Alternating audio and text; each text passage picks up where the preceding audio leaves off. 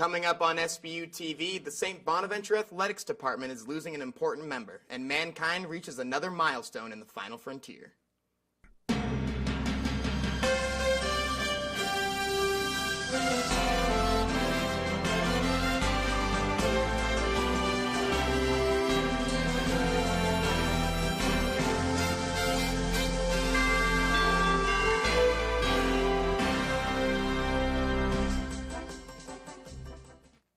Hello and welcome to SBU TV. I'm Joey Mullin. And I'm Michael Loffredo.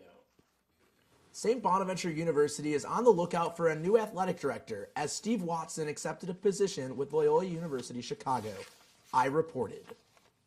Most of our senior administrators have a contract, and Steve had a contract, so he's basically resigning his position to take another position. News surfaced earlier this week that Steve Watson, current athletic director here at St. Bonaventure University, has accepted a job offer to become the next athletic director at the University of Loyola Chicago. Watson, a Franklinville native, spent 7 years working here at St. Bonaventure. In his time here, he brought us Bob Lanier Court, an Atlantic 10 basketball championship, and most recently, the Mara Athletic Field Complex. Well, I mean, there's no doubt we're going to miss him. He's been a constant presence here for 7 years. And you become comfortable, everybody, students, student athletes, all of our staff, the rest of the university, become comfortable with him. According to Sister Margaret, Steve Watson has 30 days left on the job before his resignation officially takes place. In the school's press release, Watson thanked all of the amazing people he has worked with at St. Bonaventure. Our athletic staff and coaches are second to none, Watson said. It has been a privilege to work side by side with some of the best in the business. Sister Margaret gave me the opportunity to come home almost 8 years ago, and for that I will be forever grateful. While Chicago will be our new home, our ties to this community will always remain strong. I would say this is a pretty big organization. Our athletic program is a fairly big group, and there's a lot of us who are veterans and have been here for quite a long time, and so I'm confident that we're going to be able to keep things going until we hire another athletic director. For SBU TV, I'm Michael Loffredo.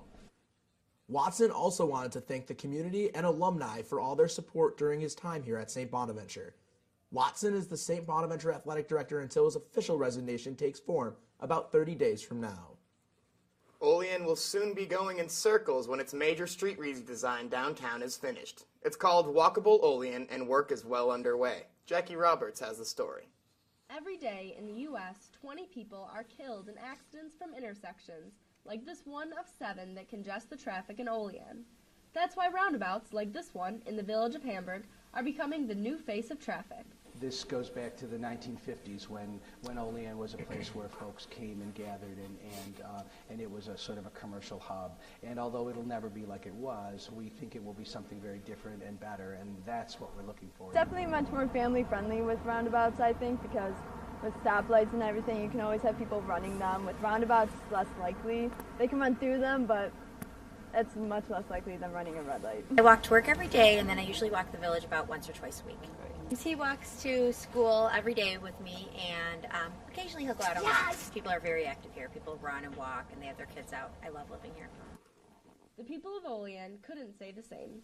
It will be a positive change. It's just that change is a little scary for some folks, and when we've always been in one mode of transportation modeling, to go to roundabouts is a little bit scary for some people, but I think they're going to find that they adapt to it very easily, and it will work just great.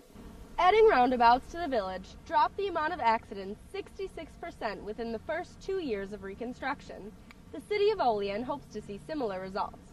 Folks in Hamburg, that they see the value in doing this, and they can show firsthand how you survive the construction phase and then really thrive after it's over. With SBU TV, I'm Jackie Roberts. Tutorials on how to use roundabouts can be found at www.walkableolean.com. A veteran shared some of his war stories this week in a more artistic way than some might imagine. Zach Warren reports. The air is exhaust smoke, desert heat, the black sewage streams that don't dry. The Olean Public Library hosted a poetry reading on Veterans Day. The special guest was Hugh Martin, former Iraq war veteran and author of the book The Stick Soldiers. When I was an undergrad after Iraq, I just randomly took a creative writing class, and the focus for that class was poetry. And so I started writing poems about the military and that experience in Iraq and things like that. He participated in hundreds of missions before returning home to attend college. If I try to write about anything else besides Iraq or the military, it's boring to me. Everything in my mind, everything that I care about, that I'm kind of obsessed with, it has to do with being in Iraq and being in the military. And so, you know, of course, you have to be obsessed with something to really write about it well. Published in 2013 by BOA Editions, The Stick Soldiers contains 37 poems, all of which Martin says help send a very important message to all of his readers. Just have more empathy for both the soldiers and the civilians in these wars, and just more see the humanity in everyone involved. For SBU TV, I'm Zach Warren. The Stick Soldiers is available for purchase online at hugh-martin.com. Students always have questions on financial matters here at St. Bonaventure. Why hasn't there been a concert here like years past? Joe Pinter, a senior and author of Why Enrollment Matters, got some answers and crunched some numbers. Michael Loffredo dug deep to investigate. The student budget is always a topic of discussion here at St. Bonaventure. Many students ask, I pay a student activity fee. Why can't we have a big-time performer for spring weekend? Why can't there just be more in general? Sean Kingston came to St. Bonaventure spring weekend in 2010, followed by Mike Posner in 2011. Now, spring weekend is highlighted by student DJs and chicken nuggets, while most of that proposed budget goes to other things such as athletics. I sat down with Joe Pinter, senior mass communication and history major here at St. Bonaventure, as he wrote a financial report on the school's activity budget. The student's budget is $965 for student activities. Most of it goes to athletics and not the students themselves. Well, the reason I wanted to write the article was because we haven't been able to have a spring concert in a few years, and students have been pretty angry about that, but they don't quite understand why we haven't been able to afford it. Our student activity fee is only $965, and that's only gone up $25 in the last 5 years, I believe, and that increase went strictly to athletics, from what I learned. So the cost stays the same every year, but with a smaller number of students, and we've lost over 200 students since 2012 alone. I know students in the past, we've had Mike Posner, we've had Sean Kingston, and now we're getting student DJs. They just do it for fun, and they want to get out there and just kind of showcase their talents. And then you have a basketball team out here that's getting all the money, and us students that don't play a Division I sport here are kind of like, what the heck? When Mike Posner and Sean Kingston came here, each time CAB lost $20,000. And that was still charging $5 to $10 a ticket per student, and CAB still lost $20,000 on those concerts. Money to athletics hasn't gone down because it's a fixed cost, so that kind of doesn't make much sense that we don't have as much student activity fees, but athletics gets the same amount of money from that pot every year that we pay for as students. Rick Tritley brought up something along those lines of moving the student activity fee, the fixed cost part of it, towards tuition. So the actual student activity fee, we could more get a sense of what every year it would be, and then perhaps we could add it to things like senior pictures or other events if there was tons of money for it. But moving the fixed cost to tuition would make that a lot easier to get a hold on like what money was going to be left over that year for what activities. For SBU TV, I'm Michael Loffredo. Follow Joe Pinter's story of Why Enrollment Matters on his blog at www.joepinter.wordpress.com. The European Space Agency made history earlier this week after they landed a probe on a moving comet. CNN has more. Celebration as this spacecraft landed on a comet traveling at 41,000 miles per hour, 317 million miles away. This is a big step for human civilization. This touchdown has been a long time in the making. For 10 years, the spacecraft traveled 4 billion miles, fixed to the side of the Rosetta. Wednesday morning, the Philae was released from its mothership, seen here in photos taken moments after separating, in free fall for a dramatic 7-hour descent towards the comet. It is very rare that you have a moment where something built by people has landed on something completely new and alien, and this is one of those moments. The Philae is small, only about the size of a washing machine, but it's smart. This is going to be the first time that we can directly sample the material of a comet. and test it right there in the laboratory in the little washing machine that we've been talking about. The new information will help scientists look back in time, as comets carry what scientists believe are organic compounds that may explain how life on Earth began. We're going to see a lot of new things just by watching and tagging along with the comet that we wouldn't ever see before. The orbiter will stay attached to the comet for the next year. In Washington, I'm Sunlin Surfati. Since landing, the robotic systems in the lander have already sent back the first pictures ever taken on a comet. Wreaths, bows, and holly ornaments store shelves with glistening glitter and tinsel. In Lincoln Park and Olean, residents are also getting into the holiday spirit. This past Saturday, members of the community came together to light the way into the holiday spirit. Decoration Day is when Olean begins their Christmas season. I talked to one of the coordinators of the event, and she told me all about why this is an important event for the community. I think, it was everybody coming home at Thanksgiving time. It's a way to get those past residents back home and nostalgia factor. But it's a night where the community comes together, all faiths, all walks of life come together and celebrate the season. We usually try to do it the weekend after Halloween or close to it, just because then the snow's not all out and it's not that cold. It takes a lot of time to get all this done, so we have 3 weeks till the parade, so that's why in case something really malfunctions with the electricity or the squirrels get at the lights, at least we have time to fix them before the parade. We ask the groups that are part of the park, meaning like Even Start had done the mailbox, and Rotary Club has created the gazebo, so we ask them to come back each year to help us decorate. But then it's just a general release out to the public asking for their support. I'm here today because I'm in the freshman leadership program at Bonaventure, and we had a bunch of choices that we could choose for volunteership, so we decided to go with putting up Christmas lights in the community. Most of them are reused, annually, so we don't have to buy too many things. But again, the squirrels and just age, we have to replenish them. So through the support of the corporate sponsors and the chamber budget, we purchase more lights.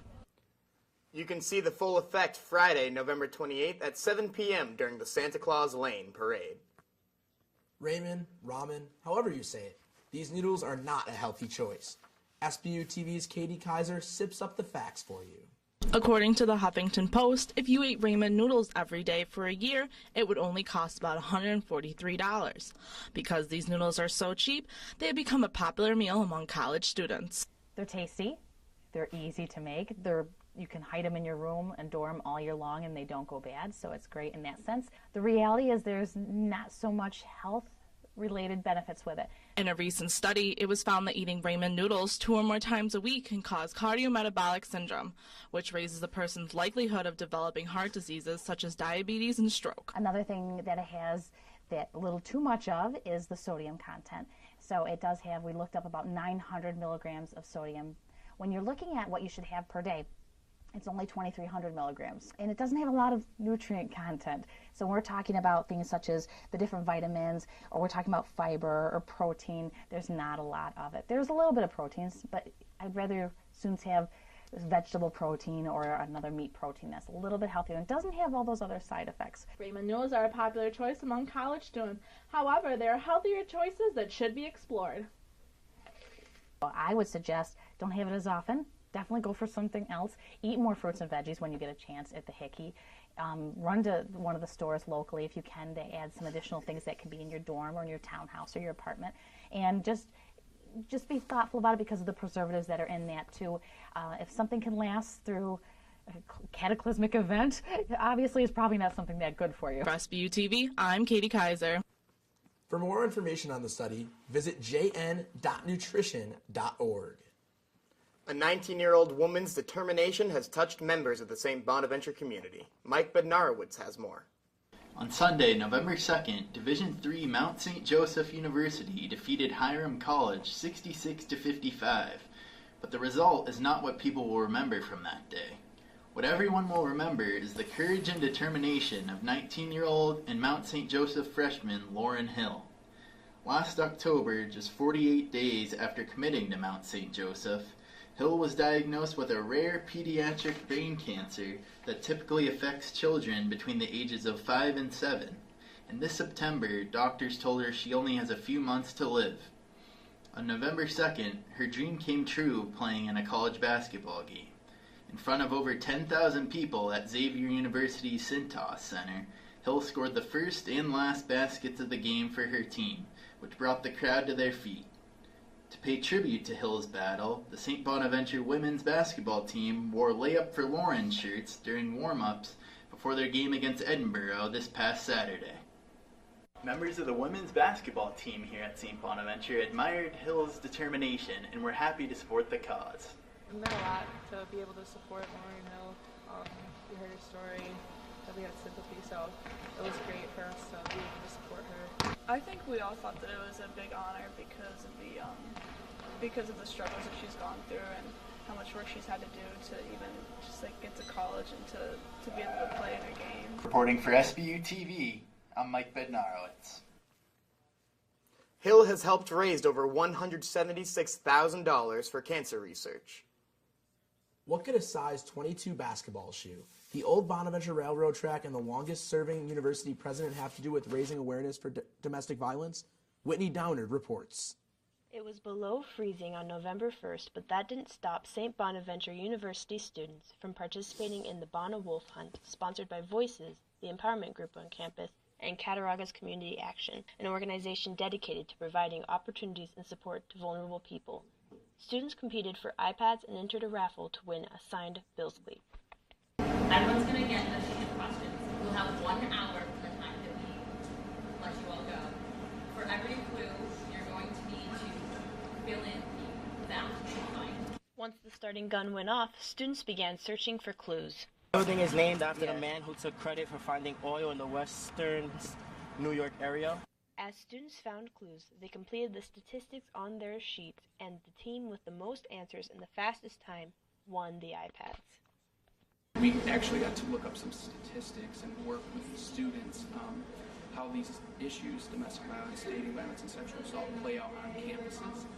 And then hopefully we can increase general awareness around campus to resources they have if they've been a victim of these things, and ways to prevent these types of violence from happening.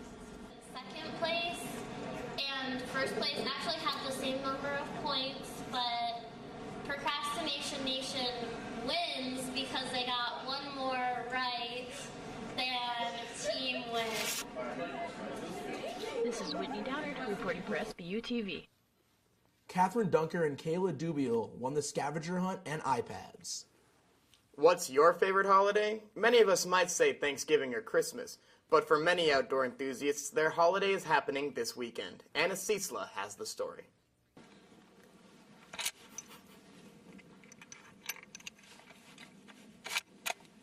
Opening day for shotgun and rifle season begins Saturday, but according to the DEC's website, hunting license sales have dropped 3% from 2008 to 2011 and continue to decline, which poses the question of how to get more people in the woods chasing deer.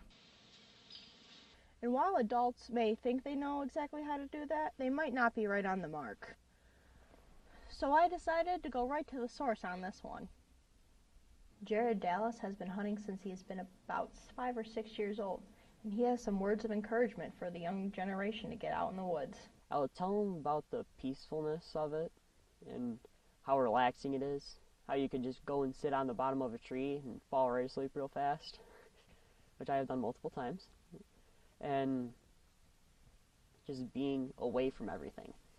But the kids now, they are all about the video games. The DEC has come up with some solutions which include multiple youth hunts in September, but they are still hunting to get the numbers up. Hopefully more people will be heading into the woods soon. Opening day, I've got a tree stand set in this field. It's right against the cornfield. Hope a big buck comes through. For SBU TV, I'm Anna Ciesla. Shotgun and rifle season will be open from Saturday, November 15th until Sunday, December 7th. The fall rugby season has ended here at St. Bonaventure. Corinne Lettieri caught up with the women's team to discuss their season. After defeating the University of Rochester for the New York State Championship, the women's rugby team earned an opportunity to play at the regional tournament in Keene, New Hampshire. In the first tournament matchup, the Bonnies defeated the University of New England 14-10, the team that many people thought would continue on to the national tournament. I caught up with head coach Tracy Strems, who talked about the match. I mean, the UNE game was absolutely amazing. I mean, the girls did an amazing job, best rugby I've ever seen them play. Following the victory against UNE, the Bonnies faced off against Sacred Heart University and lost, ending their 2014 season. The squad will graduate 14 seniors, all who have been extremely instrumental in this year's team success. To watch them go from girls who were timid, not to hit anyone, to girls who have no problem if they accidentally break someone's leg, it's a little different, and it's a good thing. One of the biggest changes for the squad comes as head coach and advisor Tracy Schremm steps down after over a decade of involvement with the team. It's hard to walk off the pitch. I mean, this has been such a huge part of my life for over a decade. Wow. Reporting for SBU TV, I'm Corinne Lettieri. St. Bonaventure business professor Giles Boothway will be taking over for Tracy Schrems as the team's faculty advisor. At St. Bonaventure, basketball is the king of sports. Now there's even more competitive hoop action for students. Ryan McDonough has more. For nearly a century, the St. Bonaventure community has thrived on its Division I basketball program. Now, there's a new program for the Bona Bubble to be excited about. It's the St. Bonaventure Club basketball team, made up of and founded by Bona's students. Came here, we saw there's so many kids that play basketball that are actually good that we thought that intramurals is cool and all, but we want to have a more structured, a more formal way to play basketball and represent the school, so we decided to start a club program. Once the season tips off, the St. Bonaventure Club basketball team will play right here in the Richter Center, but they hope to see some action next door in the big gym. Yes, the Riley Center happens to be open. I'm sure they'd love to have us play there, but if it conflicts with, D1 basketball, the girls or the men's level, then we'll be in here at the Richter Center. The club basketball schedule highlights include top club programs like the Syracuse University and SUNY Cortland. I think we're playing some big schools like Syracuse. I don't know how that's going to go. But, you never know the type of kids that you're going to play at other schools. I think we have some real great players on our team. They scheduled us in the only conference that sent 2 teams to the playoffs. So our 2 biggest opponents, based off last year, are Syracuse and SUNY Cortland. If we can win against Cortland and Syracuse, we'll be in good contention. A certain fire about playing against kids that aren't from your school, kids you don't know. I'm very confident in the team we assembled. I love playing with the guys that played with them a lot, played a lot of pickup with them, and I think they're real good players. With SBU TV, I'm Ryan McDonough. The club basketball team is set to tip off their season in the spring semester. St. Bonaventure basketball began Saturday, November 8th. The women played first in the doubleheader against Edinburough. The Bonnies started out slow but capitalized on Edinburough's 14 first-half turnovers. 9 players scored as the Bonnies defeated the Fighting Scots 61-51. Katie Healy led the team with 15 points. The women's regular season will begin Friday, November 14th against Big Four rival Canisius. As for the men, they welcomed Mansfield, and it's safe to say they never made the trip from Pennsylvania. SBU dominated the Mountaineers right out the gate. The highlight-filled game looked more like a dunk contest in the packed Riley Center. Junior Dion Wright led all scorers with 20 points as the Bonnies easily won 86-45. Saturday, November 15th is the season opener as Dartmouth looks to hand the Bonnies their 5th loss at home in the calendar year. The St. Bonaventure women's basketball team is looking to improve on a successful 2013-2014 campaign. Mike Bednarowicz has more. Coming off of a 24-win season and an appearance in the WNIT, the St. Bonaventure women's basketball team is eager to improve on last year's results. The Bonnies were predicted to finish 4th in the 14-team Atlantic 10 at Media Day in October, and junior Katie Healy, who was named to the A10 preseason first team, says the group needs to stay motivated if they want to achieve their goals. We can't look back on what we did last year. We can't be satisfied with just that. We need to keep putting in the work individually and as a team, keep working together, and have higher goals this year. Junior Nyla Reeder, who was a 3rd-team all-conference selection a year ago, has a different form of motivation. The fact that really no one expects us to do well still. Like, we did really well last year, and we're still not picked in, the top 3 this year. And I think just that hunger for wanting to achieve more than what people think we're going to achieve, that's really what motivates me. Reporting for SBU TV, I'm Mike Bednarowicz. The team's non-conference schedule is highlighted by trips to James Madison and Penn State. That's it for us this week here at SBU TV. I'm Michael Loffredo. And I'm Joey Mullin. Have a great week.